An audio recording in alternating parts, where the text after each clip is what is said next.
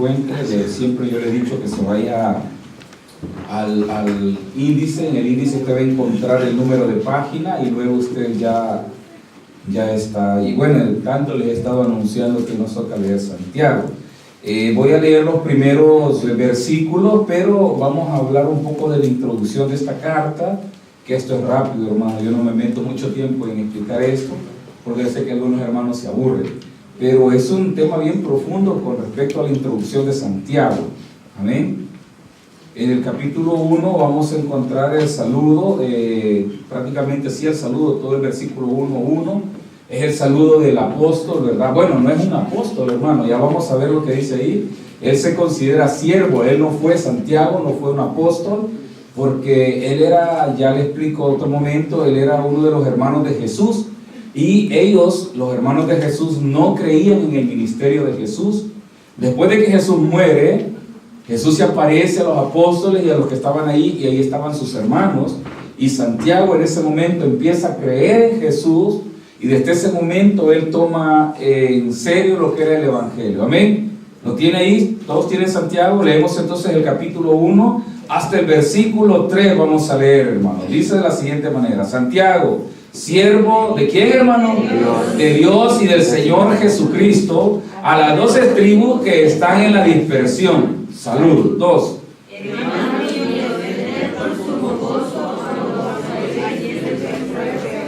Vamos todos juntos al 3. Sabiendo que la prueba produce. Vamos al 4. Mas tenga la paciencia su obra completa, para que seamos perfectos. Oremos. Padre, gracias por tu palabra, la bendecimos, Señor. Gracias, Padre, porque tú eres fiel, Señor. Tú has sido fiel, Dios amado. Tú has sido, Padre, nuestro ayudador, Dios amado. Oramos esta noche para que seas tú hablando a nuestras vidas, Señor, a través de tu palabra. Que mis hermanos, Señor, sean edificados, Señor amado. El propósito de la palabra es que nuestros corazones sean transformados, Señor. Y no, Padre, quedarnos nada más, Señor, con un conocimiento o con una convicción de algo, Señor, sabiendo que esto tiene que ser práctico en nuestras vidas. Señor, oro por mis hermanos, por los jóvenes, los adultos, Señor, todos los que están acá, Señor, habla sus vidas, Señor. Sabemos que en tu palabra hay vida, Dios amado. Que cada hermano traiga un corazón dispuesto, Dios. En el nombre de Jesús lo pedimos. Permíteme tú, Señor, a través de tu Espíritu Santo, transmitir esta palabra a ellos. En el nombre de Jesús, amén y amén. Puede sentarse. De hecho, hermano, esta carta de Santiago ya la hemos leído. Creo que esta es como la tercera vez, según tengo memoria, y yo creo que algunos han estado ya, esta sería la tercera vez que oyen esto. Así que yo le pido que le tenga amor y paciencia a los que no han oído esta carta, hermanos, y cada vez usted aprende algo nuevo. De hecho, en la introducción, hermanos, en la carta de Santiago, esto anteriormente no lo había dicho, fíjense que habían en el Nuevo Testamento, aparecieron 4 Santiagos. Se encuentra un Santiago que estaba preso junto con Pedro. Cuando Pedro el ángel lo saca de la cárcel, a este Santiago lo mataron prácticamente. Entonces no pudo haber sido él quien escribió esta carta. Entonces tenemos acá, hermanos, que el escritor dice acá, hermanos, probablemente fue Santiago. Hay una duda, ponen una duda ahí, pero dice: en el Nuevo Testamento se encuentran 4 Santiago. El primero, hay una descripción de 3. El primer Santiago, el hermano de Juan y uno de los hijos de Zebedeo. Estos 2 hombres fueron llamados por el Señor Jesucristo, hijo del trueno. Ahora este Santiago fue asesinado por Herodes, que era que estaba preso junto con Pedro. Herodes, amén, quien al mismo tiempo envió a la cárcel a Simón Pedro. Eso lo encuentra en Hechos 12, 1 y 2. Ahora, hace unos días oía un muchacho que decía, él se considera apóstol católico, algo así decía. Él dice, María no tuvo más hijos, dice. María solamente tuvo a Jesús y esto fue un acto virginal. Amén, eso nosotros no lo negamos, pero decía él, y en la Biblia no aparecen más hermanos, y cuando habla de hermanos ahí, él empieza a desfasar. Entonces él confunde los 4 Santiagos con este Santiago, que es el que murió por Herodes. Entonces él da a entender que este Santiago no es el Santiago que ha escrito, es el Santiago que escribió este libro, y no es el hermano de Jesús. Entonces hace un solo enredo. Entonces si usted lo encuentra por ahí va a oír todo lo que él habla. El siguiente Santiago es el segundo Santiago, mencionado comúnmente, identificado como Santiago el menor. Fue hijo de Alfeo. Él fue mencionado en la lista de los apóstoles, pero se conoce muy poco de él. En este caso lo dejamos de lado. Bueno, aquí dice el escritor que hay que dejarlo de lado porque este Santiago, hermano, no se menciona mucho de él y fue el apóstol. Es un Santiago conocido y es el apóstol. Luego dice más adelante el tercer Santiago. El tercer Santiago es Jacobo y era el hermano del Señor. Era hijo de María y de José. O sea que él fue un medio hermano del Señor Jesucristo. En Mateo capítulo 13, versículo 55 leemos: ¿no es este el hijo del carpintero? ¿No se llama su madre María y sus hermanos Jacobo, José, Simón y Judas? El comienzo del ministerio del Señor Jesucristo, sus hermanos no creían en él, lo que le decía al inicio. Llega una parte cuando está Jesús, dice, enseñando, y se acercan y le dicen a Jesús: Jesús, tu madre y tus hermanos te buscan. Y él les dice: ¿y quién es mi madre y mis hermanos? Entonces, pero el punto, ¿cuál era, hermano? El punto era, si usted se recuerda, ya lo leímos, era sacar a Jesús de donde estaba y llevárselo. ¿Por qué? Porque, oiga, hermano, ellos no creían en el ministerio de Jesús y para ellos Jesús los estaba poniendo en vergüenza. Como cuando usted va a un lugar público a comer y le toca a alguien orar, hermano. ¿Ya ha pasado esto? Ha ido usted a comer pollo campero, hamburguesa o lo que sea, algún lugar de esto, y le dicen: vaya, hermano, ore usted. Mire, hermano, qué terrible cuando la gente siente vergüenza y dice: tiene que orar, y hay un montón de público. Yo le conté tenemos un amigo que a la hora de orar, y el pastor también mencionó de un pastor que está en Canadá, y este amigo, cuando vamos a comer, una vez le dijimos: hey, te toca orar, hermano, y era el relajo que hizo a la hora de comer, hermano. Y toda la gente se quedaba viendo, y a nosotros nos dio vergüenza, no por la oración, sino por la forma en que lo estaba haciendo. Pensamos que era bayuncada, pero no, hermano, él así es para... Entonces, para ellos Jesús los estaba avergonzando, porque Jesús estaba contradiciéndole a los fariseos, contradiciéndole a los maestros de la ley. Entonces, para ellos Jesús era una vergüenza, porque, como quien dice, nos estás echando encima a los fariseos. Y, hermanos, contradecirle a un fariseo era lo peor que usted podía hacer. Como que hoy usted ofendiera no sé si a un político, hermano. Entonces, contradecirle a los fariseos era difícil. Entonces, ellos no creían en Jesús, y por esa razón ellos llegan, hermanos, a sacarlo, a quererlo sacar. Entonces dice en el capítulo 15, estoy acá, que después del libro de los Hechos, encontramos que presidió el gran concilio de Jerusalén. Ahora, Santiago fue conocido como uno de las columnas. Se conocían 3 columnas de la iglesia primitiva. Uno de ellos era Santiago, Pedro, y el otro era Juan. Entonces, en el capítulo 15 del libro de los Hechos, usted va a encontrar allí que Santiago presidía la iglesia de Jerusalén. Entonces, en este caso, oiga, hermano, cuando hablamos de la iglesia de Jerusalén, él era el encargado ahí, pero habían más, todos los cristianos o los seguidores de Jesús que se habían ido, la famosa diáspora. Oiga, ellos controlaban de cierta manera todas estas iglesias. Ellos viajaban, se cree, hermano, escribí aquí, pero no nos da nada de datos de los viajes de los apóstoles. Ellos viajaban a revisar las iglesias, o por lo menos mandaban emisarios, le llaman, o ancianos, a revisar las iglesias que estaban en todo el Asia Menor. Y en este caso Santiago estaba ahí, él era uno de las columnas junto con Pedro y con Juan, ya se lo dije. Entonces, la fecha en la que fue escrito este libro, aproximadamente en el año 45 o el año 50 después de Cristo.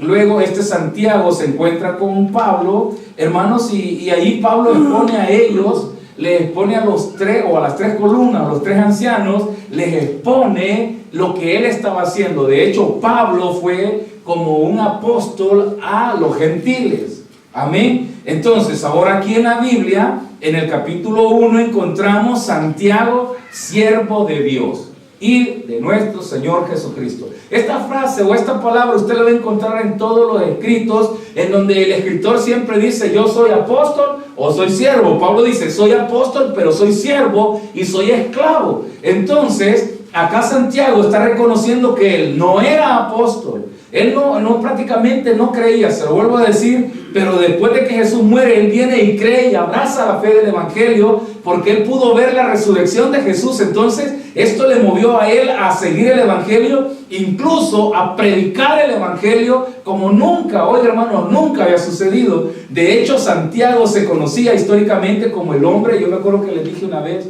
¿se recuerda usted cómo le decían el apodo que él tenía? ¿Alguien se acuerda? Yo se lo dije una vez acá. Nadie, no está ninguno de los que se conocía como el hombre rodillas de camello. ¿Sabe usted por qué, hermano? ¿Alguien sabe por qué? Hermano, sabe que él pasaba solo orando. Ya se vio usted la rodilla, ni una, ni siquiera un rasponcito tiene usted ahí, ¿verdad? Hermano, este hombre pasaba orando y las rodillas de él, oiga, cuenta la historia que tenía unos grandes callos, hermano, y la rodilla era, yo no sé cómo explicarle, pero era una rodilla llena de callos, porque su oficio era pasar orando por el Evangelio, por el avance del Evangelio. Entonces, este Santiago, considerándose él siervo, hermano, esta palabra es bien pesada, porque hoy pareciera que el llamarse siervo, siervo del Señor, y pareciera que empieza a caminar más elevado el hermano, ¿verdad? Siervo del Señor era aquel que pasaba, hermano, totalmente metido, agarrado, amarrado en las cosas de Dios, y por eso él dice siervo de Dios y del Señor Jesucristo, a las 12 tribus que están en la dispersión. Hermano, fíjense que acá hay algo bien curioso, y si usted se recuerda, hace un buen rato, en el Antiguo Testamento, las tribus se separaron. Y cuando viene Jesús, hermanos, ¿cuántas tribus habían unidas? ¿Alguien se recuerda? Solamente habían 2 tribus. ¿Y por qué entonces Santiago le escribe a las 12, hermano?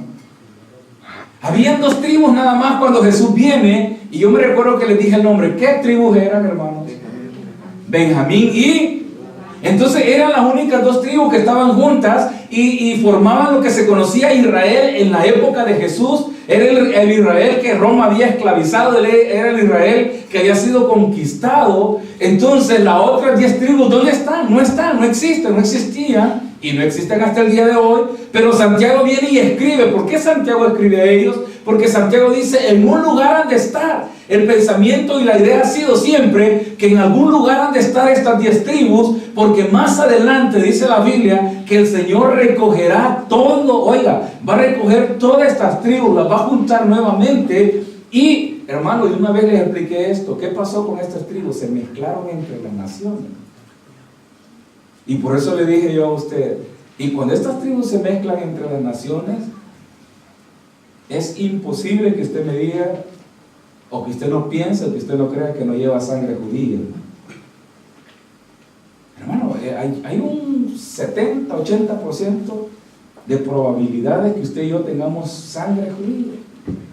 Hubo una parte en España, yo me acuerdo que les expliqué también, cuando se separaron, cuando los persiguieron, ellos cambiaron sus apellidos, y para no perderlos le pusieron a todos, la mayoría, la Z al final. Hernández, Márquez, Rodríguez, Sánchez. Hermano, todos esos apellidos ellos lo que hicieron fue cambiarlos porque los estaban persiguiendo. Entonces lo que hicieron fue cristianizar sus apellidos y pusieron apellidos que ellos iban a identificar. Oiga, creció tanto, hermano, que cuando llegaron de España a América, incluso a El Salvador, esos apellidos iban ahí. O sea que si usted lleva Hernández, o lleva Marco, o lleva otro, probablemente usted, hermano, sus antepasados fueran judíos. Entonces ahí está prácticamente la mezcla o las 10 tribus, y por eso ahora vengo yo y le digo, el hecho de que usted ahora oiga el Evangelio, tenga el Evangelio, es porque ya estaba predicho o estaba predestinado a que llegara el Evangelio. Y es ahí donde vengo yo y le digo, esta era la predestinación a que usted llegara el Evangelio de Cristo, hermano. De hecho, los calvinistas dicen que usted es salvo por predestinación. Yo digo, usted es salvo porque sí, por predestinación, porque ya Cristo había predestinado esto, que el Evangelio llegara, porque dice que fue escrito para todas las tribus, hermano. Entonces, acá Santiago le escribe a las 12 tribus que están en la dispersión. Entonces, no se sabe dónde estaban. Luego sigue diciendo, el temita que tiene, la sabiduría que viene de Dios. Hermanos míos, tened por sumo gozo cuando os halléis en diversas pruebas. Hermano, esta parte, ¿verdad que ya está rayado usted? Sí, pastor, sé que me debo de alegrar. Hermano, y yo le decía hace unos días atrás, qué irónico es que una persona que esté padeciendo de cáncer tenga más fe que usted. Una persona que tenga un cáncer le esté diciendo que ama a Cristo y que tiene deseos de estar en la iglesia adorando a Dios, que usted que tiene tanta salud y que diga que no siente ganas de venir al culto. Y cuando viene al culto lo que le da es sueño, hermano. Hermano, esto es bien irónico porque aquí Santiago dice que usted se llene de gozo, pero cuando habla de gozo, hermano, no habla de alegría que hoy se está riendo con todos los hermanos. Ay, hermano, el gozo está interno, está en su corazón al grado de que usted puede estar en un problema, pero siempre hay una convicción clara en su corazón. Yo le decía la vez pasada cuando dice que Jesús vio a la multitudes como ovejas sin pastor y dice que él sintió algo. ¿Qué fue lo que sintió, hermano? ¿Se acuerda usted qué fue lo que sintió? Compasión. Y la palabra compasión, yo le decía, hermano, no es una cuestión que tuvo lástima de ellos, ay, pobrecito. No, hermano, vio más allá y vio la necesidad espiritual que ellos tenían. Entonces, en este caso, cuando Santiago está hablando del gozo, no se está hablando que usted ahorita se está riendo y fue allá y se puso a reír y fue por acá y se puso... Hermano, no está hablando de esto. Está hablando que usted ahorita está en un problema exagerado, pero en usted hay una paz y una tranquilidad y hay un gozo sabiendo que usted tiene un Dios todopoderoso. De eso está hablando Santiago. ¿Por qué, hermano? Porque, óigame, habían pasado 12 años de cuando Jesús murió y la iglesia había empezado a ser perseguida, hermano, de un modo que yo le digo que si el día de hoy nos persiguieran, creo que ya nos hubieran exterminado. Ya nos hubieran exterminado porque la iglesia actual, hermano, pareciera que se acomoda a todo. Leía uno de los escritos de Luterano.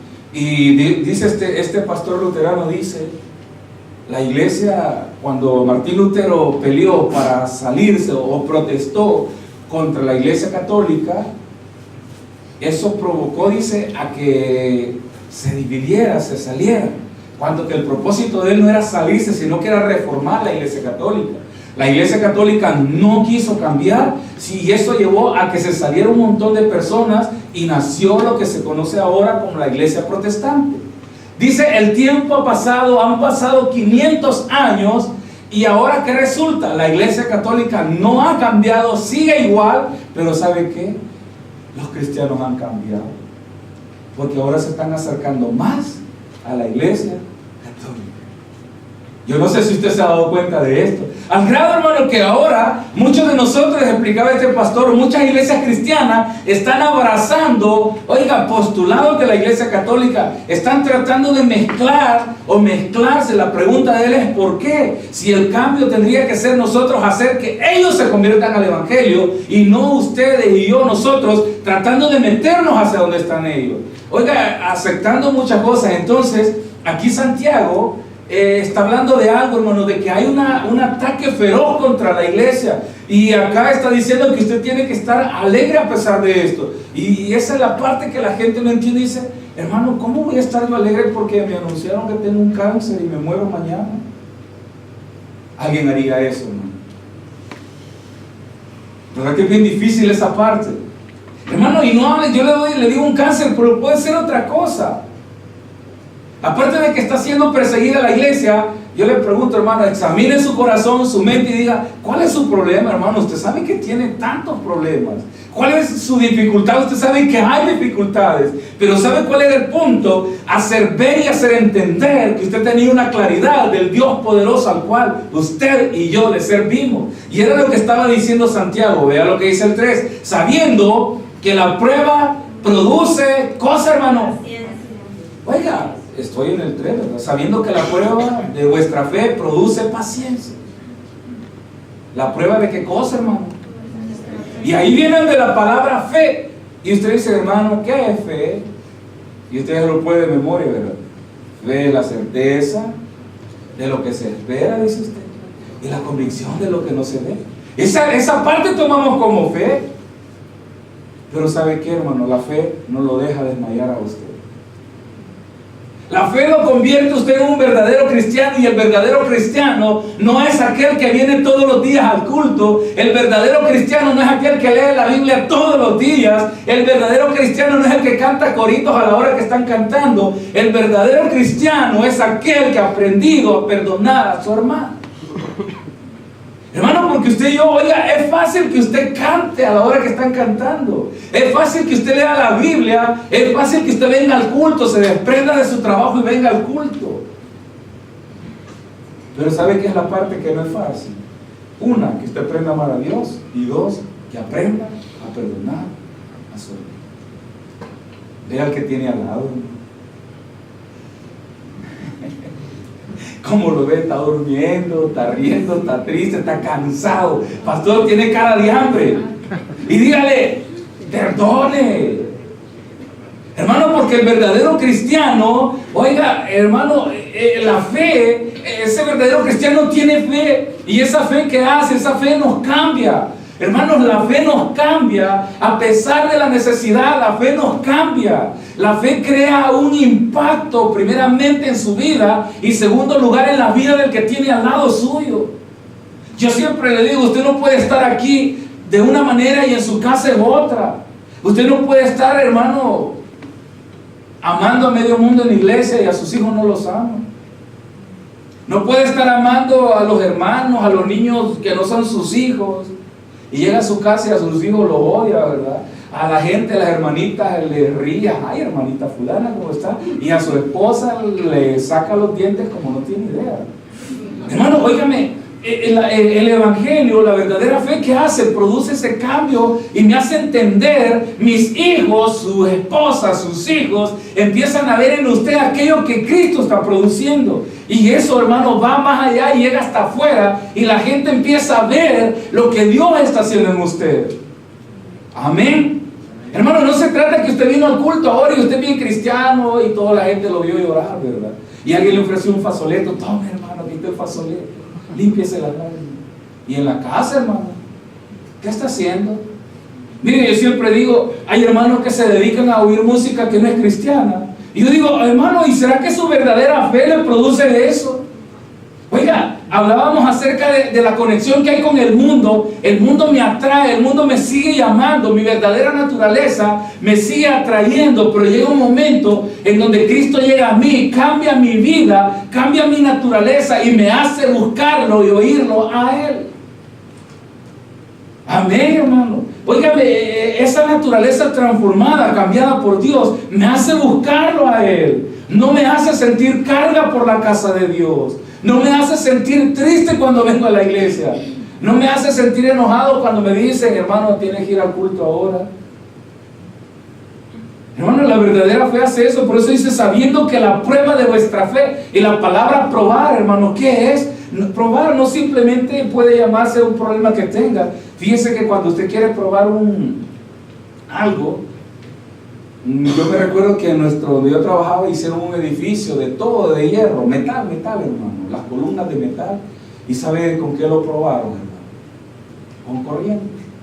Le metieron no sé cuántos voltios de energía eléctrica, porque la energía eléctrica cuando se choca un polo positivo con el negativo choca, crean una fricción y crean una presión. Entonces, hermano, de esa manera probaron que esto funcionaba, que no se iba a caer, que el terremoto no lo iba a botar. Y así, hermano, probar significa ver la resistencia que tiene. Ahora, cuando Cristo viene y prueba nuestra fe, hermano, ¿qué cree que está haciendo, hermano? Viendo su resistencia.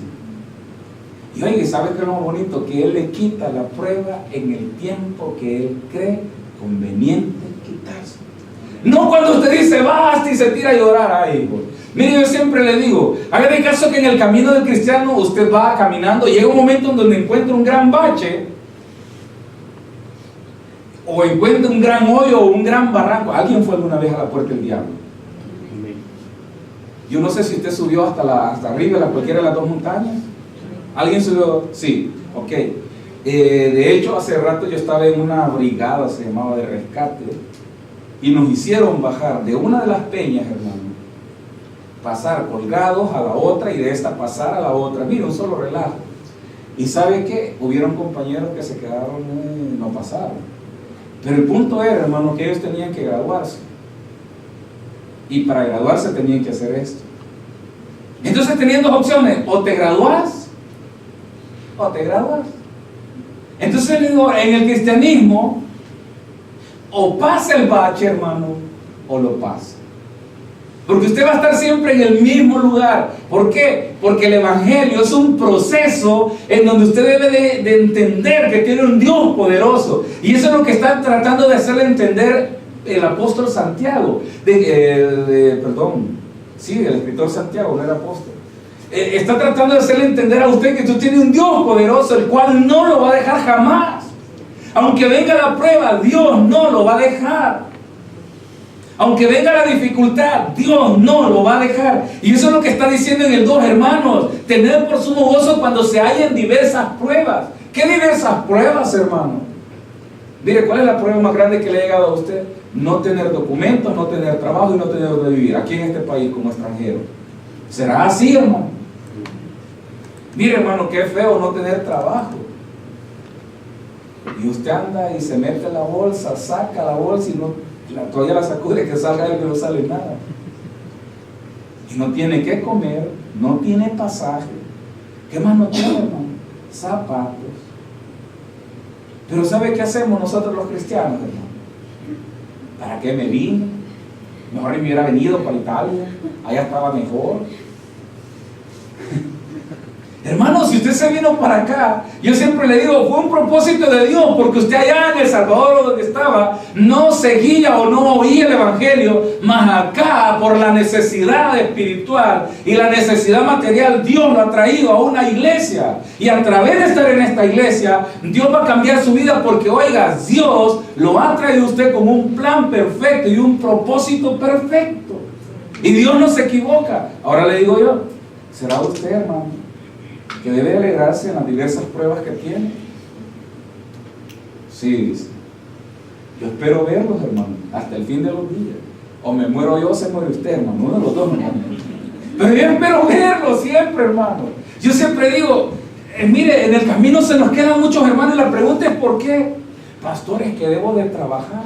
Y yo siempre digo, hermano, amén, trabaje, no se detenga, pero que no se le olvide que el trabajo es pasajero y Cristo es para siempre. Y el problema, ¿sabe cuál es? Que nos dedicamos al trabajo y de repente viene el hermano con la cola, dicen entre las patas, ¿verdad? Yo digo cabizbajo, eso dicen los hermanos.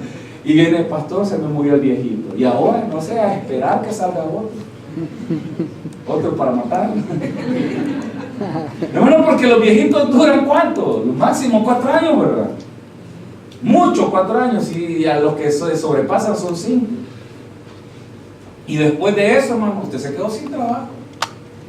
Y empieza otra vez usted de cero, a empezar con unos viejitos. Pero la pregunta es, ¿cuánto ha prosperado su fe dentro de la iglesia, hermano? Y usted se queda todavía, llora por todo. Mire, fíjese que la fe nos hace crecer, la fe nos madura, hermano. La fe le madura a usted, la fe no le hace llorar por todo. Mire, hay gente que dentro de la iglesia ofendidos por esto, por aquello, dijeron algo, lo vieron mal. Hermano, mire, yo siempre digo, gente que se va por este tipo de cosas, nos cambiamos de iglesia, mire, queremos competir con otros. Yo digo, hermano, el evangelio no es una competencia. El evangelio, hermano, es una cuestión donde va de usted un crecimiento y usted va creciendo, va creciendo. Imagínese el crecer fuera una competencia, crecer físicamente. Yo creo que algunos ya perdieron. ¿No creen? El crecer, hermano, como persona no es una competencia. Entonces, el crecer en el evangelio no es una competencia que usted es mejor que otro y aquel es mejor. No, hermanos, el crecer es un propósito de madurez donde usted ha aprendido a absorber, ha aprendido a observar al hermano y ha aprendido a tolerar al hermano. Y es ahí donde viene la otra parte. Santiago está hablando acerca de la ética del cristiano. ¿Usted sabe qué es ética, hermano? No lo confunda con estética. Estética era que lo llevaban a hacer recortes, pero sacaban corazoncitos, otra cosa, hermano, a pegar y no sé qué más. Pero la ética, ¿qué hace, hermano? Mire, la ética no puede existir en usted o en el Evangelio en el sentido de que, oiga hermano, aprendemos a ser prudentes. Amén. Usted aprende a ser prudente en el Evangelio. ¿En qué sentido? Mire, yo me recuerdo de que los consejos de mi madre en la iglesia eran: veas lo que veas, tu punto de vista es Jesucristo. Amén. ¿Puede decir eso usted? No, ¿verdad? No lo puede decir porque todo le incomoda, porque usted no está viendo a Cristo. ¿Quién está viendo usted? ¿A quién estamos viendo, hermano? Si yo le contara todas las cosas que yo vi en la iglesia cuando yo me congregaba y era pequeño, y cuando crecí, todas las cosas que oí en esa iglesia, y le voy a decir, hermano, llegué ahí hasta la edad de 21 años. ¿Cuántos años? Mira, esta iglesia tiene 12. 12, muy Dios mío, ya me proyecté a 12. Tiene 9, va a cumplir 10. Y en el proceso hemos perdido un montón de hermanos, un montón. Que el pastor aquí, la esposa del pastor allá, que la hermana fulana, que el diácono, que aquí, que aquel. Hermano, yo digo, ¿a quién estamos viendo dentro de la iglesia? ¿A quién está viendo usted dentro de la iglesia, hermano? Por eso, oiga, yo le vuelvo a decir, usted no va a entender los evangelios, no va a entender todas estas cartas, hasta que usted no se meta con Cristo y le diga: Señor, yo necesito verte a ti. Porque aquí, hermano, en esta carta de Santiago había una gran historia y matanzas de tantos cristianos que jamás se amedrentaron por las amenazas que le estaban haciendo. Jamás, hermano. Mire, aquí dice que van a cerrar las iglesias. Un día me acuerdo que nos invitaron a una marcha y anunciaron que todo lo que fueran a esa marcha y fueran indocumentados, los iban a detener y los iban a deportar. Marcha cristiana, yo no sé si se acuerdan de las marchas. Yo fui, por cierto, me acuerdo que casi a todas, la última no fui, dos últimas no fui. Y sabe que hubo una marcha, que creo que fue la segunda, que no llegó la gente. Los hermanos no llegaron. Los hermanos cristianos que tenían que estar en la marcha, sabe que se llaman Marcha por Jesús. En donde usted iba con su cartel anunciando primeramente a Cristo, en segundo lugar la iglesia a la cual usted pertenecía. Mire, un montón de gente que no llegó. Y me dijeron: ¿y usted va a ir? Sí, pero dicen que anda sin documentos, lo van a detener. Aquí estoy, hermano. Y un montón de hermanos que no fueron. Imagínense, hubieran dicho: los van a matar.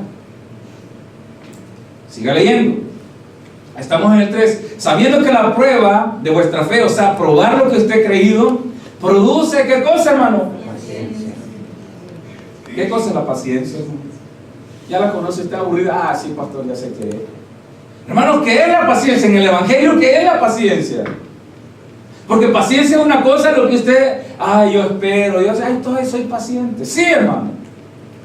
Yo le voy a preguntar, paciente espiritual, ¿sabe usted qué es? ¿Sabe usted qué es un paciente espiritual, hermano? No deja de creer jamás y sabe estar en el mismo lugar. Digo mismo lugar, hermano, refiriéndome, quizás no la iglesia, sino que mantenerse en la fe en Cristo Jesús. Yo le digo, ¿qué espera usted del Señor, hermano? Pero ese es el problema, porque todos esperamos cosas grandes y materiales. Yo siempre le digo, hermano, espere y dígale al Señor: Señor, espero con ansias que quites de mí este mal carácter que tengo. ¿Alguien espera eso? No, ¿verdad? Señor, espero que me quites esto, que soy muy amargado, todo me enoja. ¿Alguien le enoja a todo, hermano? Le dan el café caliente, qué enojado, se lo dan frío, se lo dan dulce, se lo dan amargo. Mire que las pupusas no llevaban esto, mire que a este le faltó aquí, mire que a este le... Y alguien me dijo: mire, estas pupusas no servían porque todo amontonadito iba, aquí una cosa, aquí iba la otra y aquí iba la otra. Yo le digo: hermano, decía hermana Emilia que las haga bien a la próxima. Pero de verdad, mire, crea hasta un poquito de incomodidad esto. Hermano, todo nos incomoda. Y yo le digo: ¿usted espera pacientemente que el Señor le quite esto? No, es que así soy, hermano, espérese. No es que usted, siempre he hablado esto. Entonces dice, produce paciencia. Entonces la paciencia, usted está esperando en Dios, está ahí sentado. Usted sabe que Dios va a transformar su vida, va a transformar su carácter. Siga leyendo el 4. Mas tenga la paciencia, su obra completa, para que seamos Hermano, entonces dice, la paciencia tiene que completar todo. Mire, hermano, yo no sé si usted ha visto jugar a un perrito pequeñito con un perro grande. ¿Qué es lo que hace el perrito pequeñito, hermano? Mire, se le tira al perro grande, le muerde la oreja, se le cuelga, le agarra el cachete, le agarra por otro lado el cuello, le muerde la cola, le muerde la pata. Y yo digo, ya lo va a morder, ya lo va a morder. Hermano, es el perro, tranquilo. Tranquilo, hermano. Y mire, si usted ha tenido perritos pequeños, qué molestos son. Gatos pequeños, ¿alguien ha tenido? Qué molestos son esos animales, hermano. Entonces, óigame, la paciencia es, hermano, que usted alrededor tiene un montón de cosas que le molestan y usted se las traga porque se las tiene que tragar. ¿Es una orden del pastor? No, hermano. Es lo que está diciendo el apóstol, el escritor, perdón, está diciendo la paciencia que produzca. ¿Y qué va a producir? Hermano, lo que tiene que producir para que usted sea perfecto. Hermano, y esa parte es la parte dura en el matrimonio, hermano. Fíjense que ahora vi algo y se me olvidó compartirlo, me gustó.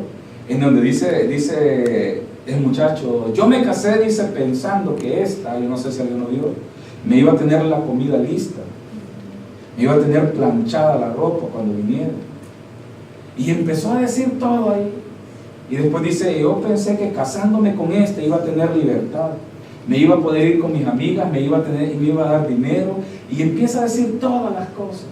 Y el pastor al final dice, porque son una pareja, el pastor dice, el casarnos, dice, es no para que te hagan feliz, sino que es para que hagas feliz al otro.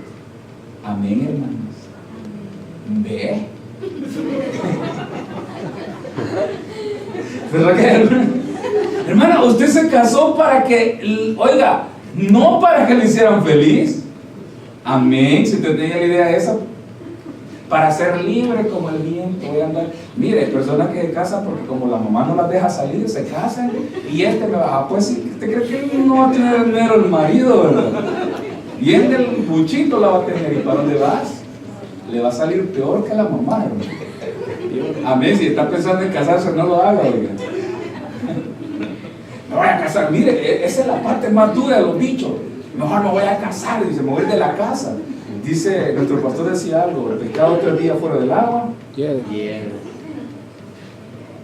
Entonces, muchas veces pensamos nosotros solucionar las cosas. ¿Y sabe qué es la parte más dura? Que somos cristianos. Entonces, está diciendo Santiago, mas tenga la paciencia su obra completa. Entonces, que la paciencia complete en nosotros aquello que pasemos la prueba. Miren, los soldados, hermano, qué terrible estos muchachos para hacer. Me acuerdo que en El Salvador había un grupo que se llamaban los comandos Hacha, creo que se llamaban. Estos tipos pasaban unas pruebas tan exageradas. Y el que no aguantaba medio camino se salía, se quedaba afuera. Y yo le digo, ¿usted qué es? Usted no necesita ser comando Hacha ni que nada. Usted necesita ser un buen cristiano que ama a Cristo sobre todas las cosas. Y si ama a Cristo, va a amar a su hermano. Por eso le decía al principio, que la fe que produce cambios, y el cambio primordial, ¿cuál es, hermano? Usted ha aprendido a amar y a perdonar. Usted no se puede llamar cristiano, hermano, si no tolera a su vecino que tiene al lado. Hermano, tiene que aprender a tolerarlo. Y tiene que aprender a ser prudente. Mira, ahora es que yo así soy directo, dice alguien por ahí, ¿verdad? Voy y le digo a la gente las cosas en la cara. Hermano, yo le digo, eso no es evangelio. ¿El evangelio cuál es, hermano? Yo siempre digo, mire, muchas veces hay cosas que yo, pastor, me las he tenido que tragar. Yo solo las observo. Okay. He tenido hermanos que pasa algo, van y me van a gritar a mí las cosas, hermano. Un día le digo a alguien, me dice, mire, pastor, ¿y por qué será? Porque si yo hiciera lo mismo que ellos hacen, no sería yo el pastor. Tendría que estar yo sentado ahí. Y la ética, y no pastoral, la ética del cristiano, ¿cuál es, hermano? ¿Alguien ofendió? Ya le voy a decir su par de cosas. ¿Sabe cuál es la ética del cristiano? Quédese callado. Quédese callado, así de sencillo, hermano. Así de sencillo, tráguese. Y de eso está hablando, está diciendo acá, hermano, que la paciencia produzca su obra. Entonces, hermano, la paciencia tiene que producir algo en nosotros. Pero antes de que venga la paciencia tiene que haber una fe, tiene que haber una convicción. Entonces una cosa jala a la otra. La fe produce convicción, entonces la fe produce paciencia. Usted tiene fe, hermano, entonces la fe lo hace tener paciencia. Y usted se siente y espera y dice: Señor, sé que en tu momento tú harás las cosas. Amén. Uy, hermano. En el momento de Dios Él la va a hacer, no en el momento que usted quiere. Y está la iglesia llena de un montón de hermanos desesperados en cultos de oración, en ayuno, en aquí, en allá, para que Dios le dé las cosas, hermano. La paciencia es la parte más importante en el evangelio. O es una parte importante, ¿por qué? Porque usted aprende a esperar y Dios le forma en ese periodo, hermano. Dios le forma. Mire, yo tengo un defecto y mi esposa a veces me dice: vos me sacás a mí hasta me desesperás, porque yo soy desesperado, hermano. Yo soy desesperado. Me acuerdo que teníamos una gallina que estaba echada, hermano. ¿Y sabe qué hacía yo? Todos los días iba a levantar la gallina a ver si son 30 días o 36 días, me dijo yo. Todos los días iba a ver la bendita gallina a ver si ya estaban los pollos. Un día nunca pasó el mes. ¿Y qué pasó? Se arruinaron. ¿Quién cree que los arruinó? Yo no fui, yo los 2 veces, pero no, hermano, yo iba todos los días. Mire, muchas veces usted espera que las cosas sucedan. Mire, ya no vino. ¿Quién cree que lo arruinó? Hermano, oiga, ¿qué está esperando usted? ¿Qué es lo que espera? ¿Qué es lo que esperamos? Yo siempre le digo, esperamos cosas materiales, pero en sí usted debe esperar aquello espiritual. Y esa es la parte del evangelio, esa es la parte que no logra encajar entre nosotros, porque usted está lleno de necesidades, hermano. Usted está lleno de tantas necesidades que usted quisiera que las cosas materiales vinieran ya, hoy. Yo no sé si usted alguna vez se ha desesperado por tener una propia casa, o una casa propia, hermano. O una casa grande, bonita y barata, hermano. ¿Alguien quiere eso? Yo quiero una casa grande, bonita, barata. Si tiene 6 cuartos, mejor, hermano. Pero óigame, y usted está ahí que yo la quiero y usted se va a meter por aquí, por allá. Hermano, ¿usted qué cree que va a hacer? Va a desordenar todo. Entonces la paciencia que lo lleva, por lo menos cuando yo tengo 80 años voy a llegar a tener esa casa. ¿Puede decir eso usted, hermano? Puede decir: ahora puedo morir en paz. A mis 80 años conseguí la casa de 6 cuartos. No, ¿verdad? Usted ya lo quiere. ¿De qué sirve? ¿De qué sirve que me lo dé? Mire, si a usted le dicen: hermano, en el cielo usted va a tener tesoro, y usted dice: ¿de qué me sirven en el cielo? Si es aquí donde debo andar luciendo, ¿verdad? Las cadenas, los anillos, ¿verdad? ¿Qué más? Los aretes, el dinero en la bolsa, la buena ropa. Hermano, dice la Biblia que usted está atesorando en el reino de los cielos.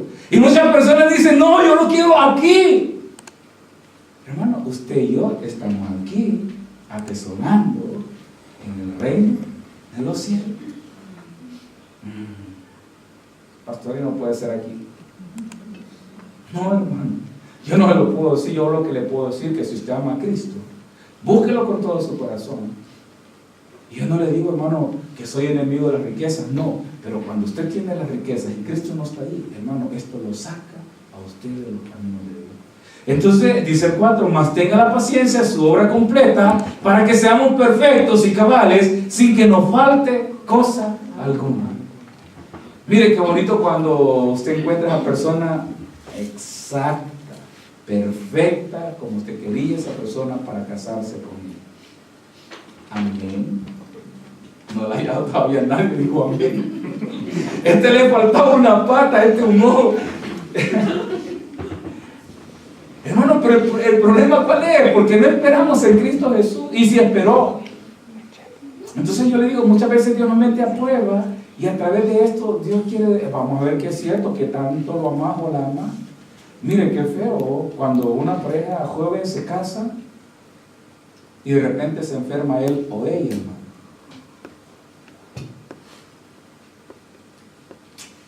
Dije que era para siempre, una enfermedad y una pobreza. Hermano, óigame, ¿Sabe qué hace Dios? Probar en realidad el amor que usted tiene para esa persona. El día, creo que martes, veíamos con mi esposo un programa exagerado, hermano. Un señor gringón, chelón, ojos azules, rubio, con una señora deformada porque tuvo una enfermedad, se deformó, chiquitita, tenía un problema en los huesos, el rostro deformado. Y él con la señora para allá y para acá. Y él expresándose ella mi gran amor y toda la historia. Y me dice mi esposa, ¿qué amor ese? Me dice. Y yo le digo, sí, porque ese es el amor. Y ¿sabe qué es el problema? Que muchas veces el mundo nos da mejores ejemplos que lo que nos puede dar el Evangelio. Porque usted y yo muchas veces en realidad no es que amamos, hermano. Entonces por eso está diciendo aquí el Santiago, el escritor, mas tenga la paciencia su obra completa para que seamos perfectos y cabales sin que nos falte cosa alguna. Que no nos falte nada. Y en el Evangelio yo le digo que no nos falte nada. Yo le voy a decir algo, solamente va a suceder en la presencia de Dios. Entonces, ¿para qué lo escribió Santiago? ¿Sabe por qué lo escribió? Porque está hablando de que ese es el proceso, su proceso. Eso es lo que usted y yo tenemos que seguir, hermano, que no nos falte nada en el Evangelio. Mire, la gente dice, pero es que yo no soy perfecto. Uy, hermano, pero tampoco, ¿verdad? Ni muy burro ni muy perfecto, sino que uno va, mire, hermano, en un término.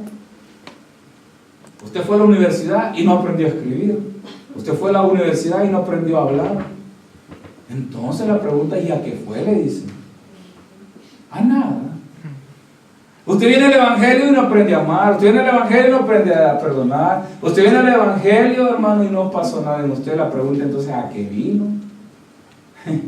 Entonces, hermano, sigue diciendo que no nos falte cosa alguna. Terminemos con el 5 y dice, y si alguno de vosotros tiene falta de sabiduría, pídala a Dios, el cual da toda en abundancia, sin reproche, le será dado. Yo le digo, la sabiduría no se la da un libro. La sabiduría, usted puede tener conocimiento leyendo un libro, pero la sabiduría es algo permanente en usted. Mire, decía un pastor, el sabio del mal y se aparta. Entonces, ¿la sabiduría qué hace, hermano? Usted sabe que hay cosas que le van a causar problemas. Pero fíjese que muchos de nosotros sabemos que hay cosas que nos van a causar problemas y sin embargo, ¿sabe qué hacemos, hermano? Y yo he tenido muchas experiencias, he tenido muchos hermanos, es que yo sabía, pero la sabiduría viene de Dios, hermano. Pídasela a Él. Regálale un aplauso, Señor. Padre, gracias por tu palabra.